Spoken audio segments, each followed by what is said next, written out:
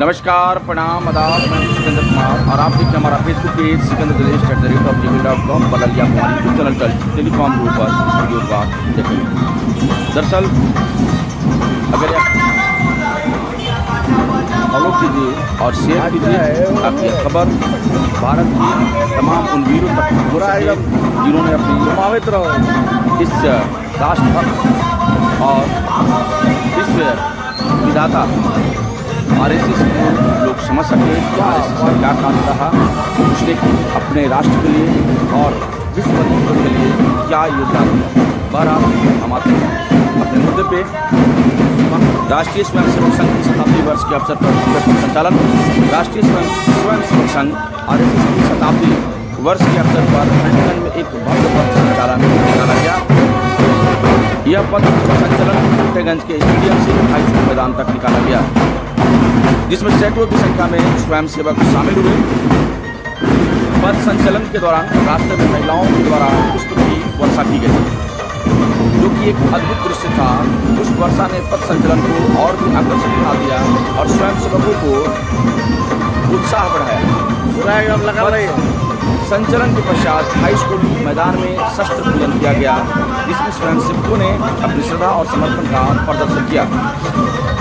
शस्त्र पूजन के दौरान स्वयंसेवकों ने शस्त्रों की रखी, राष्ट्र की रक्षा और सुरक्षा के लिए ईश्वर से मां भगवती से प्रार्थना की। वही कार्यक्रम का नेतृत्व पतंजलि के जिला प्रभारी अभय जी, खंड व्यवस्थापक दिलीप कुमार विश्वकर्मा जी, बजरंग दल विभाग सह संयोजक भवानी सिंह, खंड कार्यवाह सत्येंद्र यादव, विश्व हिंदू परिषद के प्रखंड मंत्री बिट्टू सिंह, सेवा प्रमुख परशुराम सिंह, युगल सिंह, श्रीनिवास सिंह और अन्य स्वयंसेवकों ने भी अपनी योगदान को संपूर्ण तन मन भाव से समर्पित किया, माँ भारती के लिए, माँ भगवती के लिए। वही बौद्धिक सत्र जिला कार्यवाह पंकज जी के द्वारा बौद्धिक सत्र का आयोजन किया गया, जिसमें स्वयंसेवकों को संगठन के उद्देश्यों और मुद्दों के बारे में जानकारी दी गई। बौद्धिक सत्र में स्वयंसेवकों ने संगठन के बारे में और जानकारी प्राप्त की और अपने अपने सवालों को जवाब प्राप्त किए, क्योंकि जो नए स्वयंसेवक थे उन्हें इस बात की जानकारी नहीं थी कि राष्ट्रीय स्वयंसेवक संघ का इतिहास क्या रहा है, वह भारत के प्रति अपनी निष्ठा और समर्पण को कैसे दिखाती है और एकता और अखंडता पर कितना जोर लगाया। सारी चीज़ों को लोगों ने उनकी गौर को, संदेह को क्लियर किया। वही कार्यक्रम को सफल बनाने में सभी स्वयंसेवकों और पदाधिकारियों ने महत्वपूर्ण भूमिका निभाई। यह कार्यक्रम राष्ट्रीय स्वयंसेवक की शताब्दी वर्ष के अवसर पर एक महत्वपूर्ण आयोजन था, जिसमें संगठन की एकता और समर्पण का प्रदर्शन किया। आरएसएस के सर संचालकों ने संगठन को मजबूत और प्रभावी बनाने में भूमिका निभाई है। आरएसएस के प्रथम सर संचालक डॉक्टर बलिराम लोहितवाल ने संगठन की स्थापना 1925 में विजयदशमी के दिन की थी। संगठन को राष्ट्रीय स्तर पर मजबूत बनाने और सामाजिक मुद्दों पर काम करने के लिए प्रेरित किया।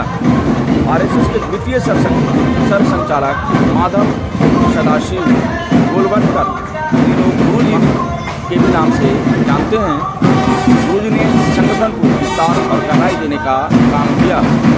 उन्होंने संगठन को राष्ट्रीय स्तर पर बनाने और सामाजिक समरसता को बढ़ावा देने का काम किया। आरएसएस के तृतीय सर संचालक हमारा साहब देवरस ने संगठन को और अधिक सक्रिय और प्रभावी बनाने के लिए काम किया। उन्होंने सामाजिक सुधार और राष्ट्र निर्माण में महत्वपूर्ण भूमिका निभाई। ये सर संचालक बाला साहब देवराज साहब थे, जिनकी कार्य की वजह से संघ में एक और चमक आई। संघ जो है जमीनी स्तर पर पहुंच गई, संघ समाज के लास्ट में तो अन्य वर्गों में पहुंच गई, जो कि राष्ट्रभक्त और लोगों के चरित्र निर्माण में अहम भूमिका निभाई। वर्तमान में आरएसएस के सर संचालक मोहन भागवत हैं, जिन्होंने संगठन को नई दिशा और गति देने का काम किया है। उन्होंने सामाजिक मुद्दों पर काम करने और राष्ट्र निर्माण में महत्वपूर्ण भूमिका निभाई है। आरएसएस का उद्देश्य समाज को संगठित करना और राष्ट्र को सशक्त बनाना है। संगठन के माध्यम से स्वयंसेवकों को राष्ट्र निर्माण में योगदान देने के लिए प्रेरित किया जाता है। आरएसएस के कार्यक्रमों में शस्त्र पूजन, पथ संचलन और वार्षिक उत्सव शामिल है, जिन्होंने स्वयंसेवकों की भागीदारी होती है। आरएसएस के शताब्दी वर्ष के अवसर पर देश भर में विभिन्न कार्यक्रम आयोजित किए गए जा रहे हैं, जिनमें शस्त्र पूजन, पथ संचलन और वार्षिक उत्सव शामिल है। इन कार्यक्रमों में आरएसएस के वरिष्ठ पदाधिकारी और गणमान्य व्यक्ति उपस्थित होते हैं। आरएसएस के शताब्दी वर्ष के अवसर पर प्रधानमंत्री नरेंद्र मोदी ने भी